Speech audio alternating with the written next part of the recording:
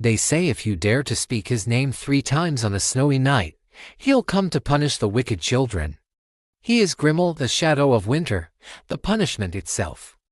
My sister Leela kept reciting that cursed poem again and again in the living room.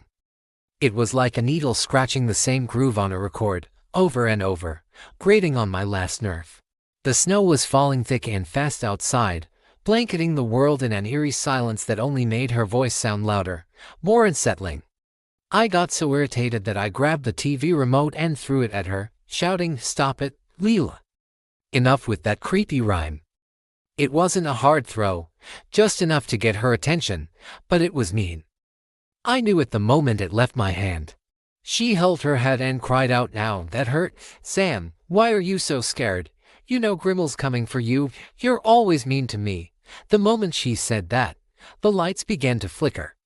Not just a little bit, but a violent, rhythmic strobing that plunged the room into a dizzying dance of light and shadow. A strange, knowing smile appeared on her face as she whispered, her voice barely audible above the hum of the dying lights, "I told you, he's coming." My heart hammered against my ribs. It was just a stupid story, a local legend to scare kids into behaving.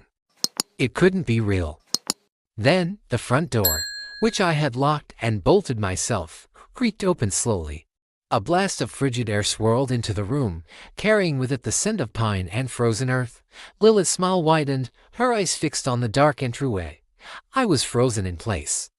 My throat too tight to scream. All I could do was stare at the empty space where the door used to be, now a gaping black maw. From the darkness, a figure began to take shape. It was tall, impossibly tall, and thin like a winter-starved tree branch. Its form was made of swirling snow and shadows. And where its eyes should have been, there were only 2 points of piercing. I see blue light. Grimoll. He stepped into the living room, his movements silent, leaving no footprints on the rug. The cold intensified, a deep, biting chill that seeped into my bones. Leela pointed a trembling finger at me. "He's the one," she said, her voice filled with a chilling mix of fear and triumph. "He's the wicked one." Grimoll's head tilted, his gaze locking onto me. I felt like a bug pinned under a magnifying glass. The remote I had thrown was still on the floor, a tiny monument to my moment of cruelty. The creature raised a long, spindly arm, its fingers like icicles, and pointed directly at me.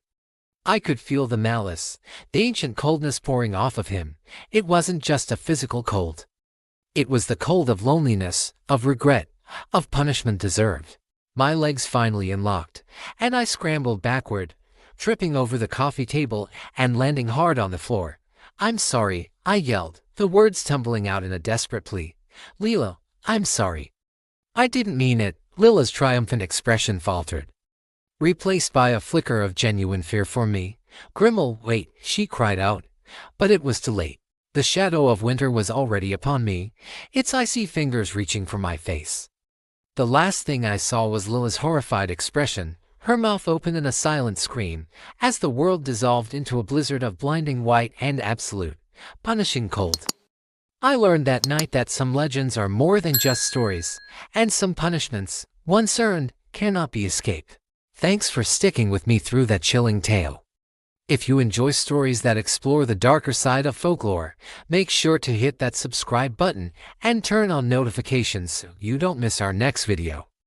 Let me know in the comments what local legend from your hometown gives you the creeps. Until next time, stay curious and be kind to your siblings.